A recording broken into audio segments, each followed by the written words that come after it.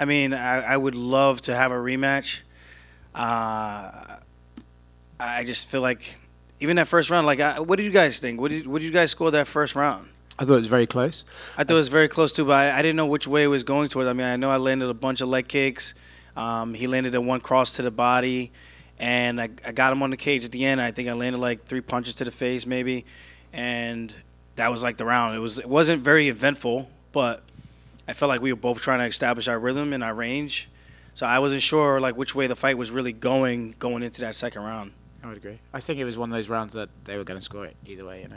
Yeah, so I don't know. I would like to see what the judges scored it. That would be interesting. But yeah, I don't know which way I'm going to go with things. Like I said, I would first and foremost love an opportunity to run that back and just to get some definitive answers. And maybe I could do, I don't want to say a better job because I feel like the guys I trained with were phenomenal, but maybe make it more intentful to have guys that are giving me that look going side to side.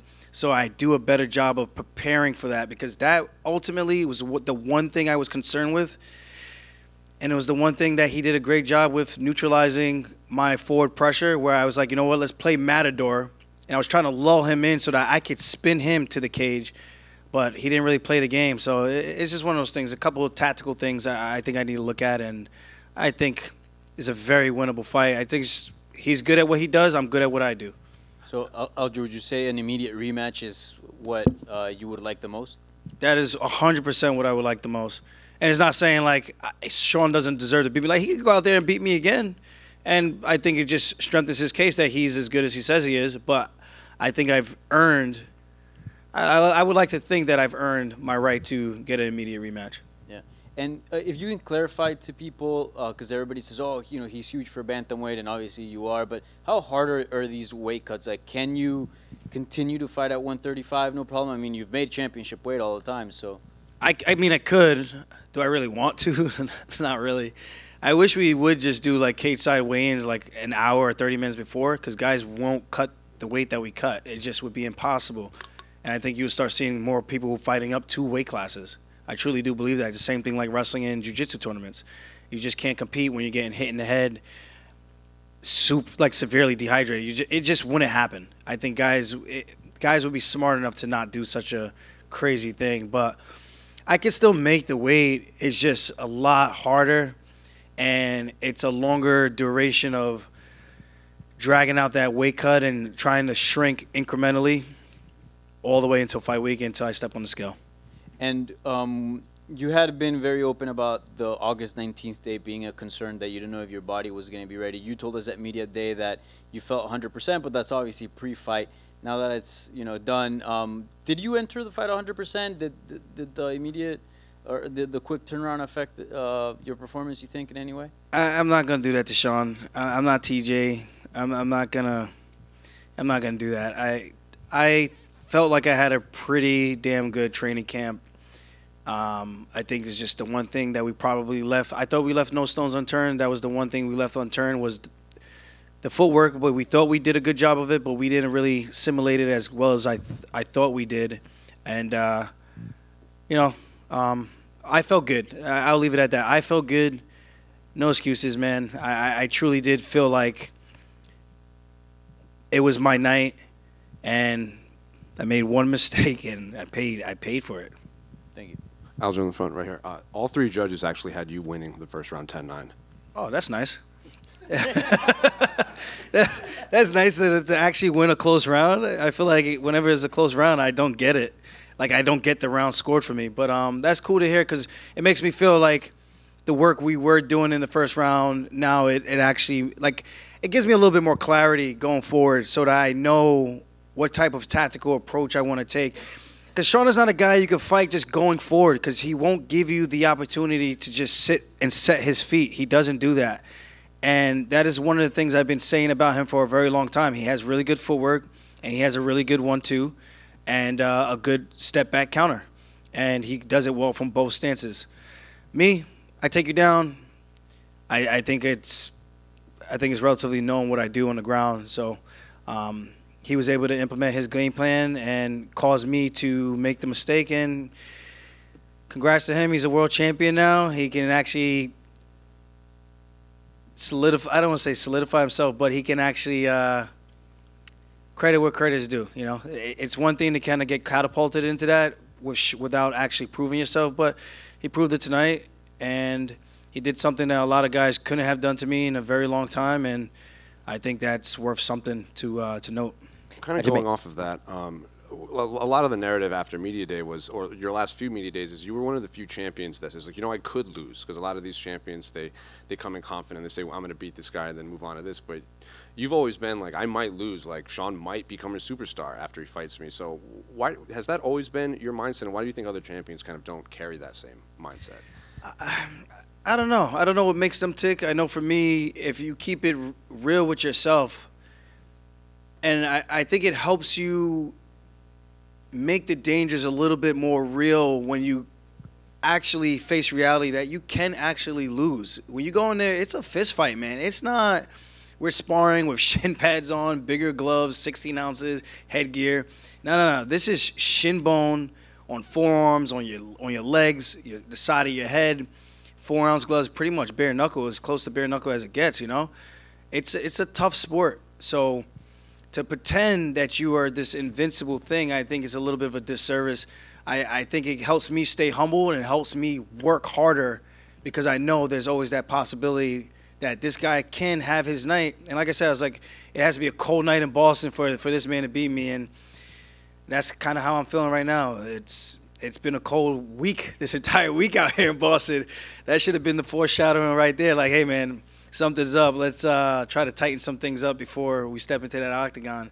But I think it's just a good mindset to have going in, that you know there is a possibility you could lose, but how can you make sure you line everything up and give yourself the best opportunity to win? Last one for me. They cut to you during Chris's fight. They would show you in the back. Was it hard watching that fight?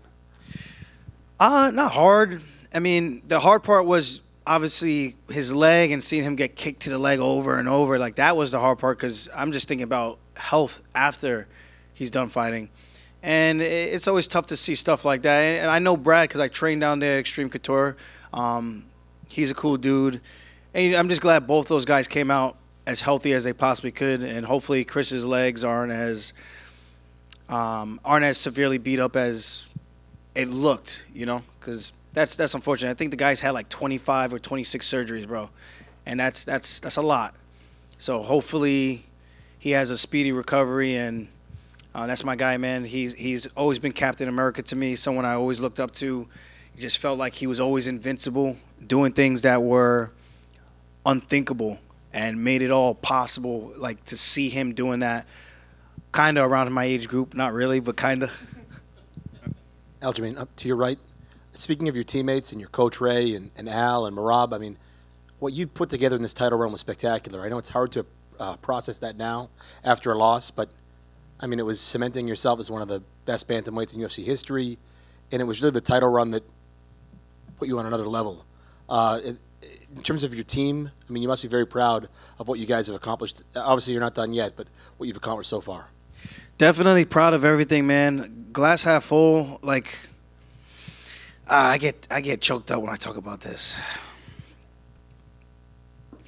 Like, I don't come from the best household, you know, so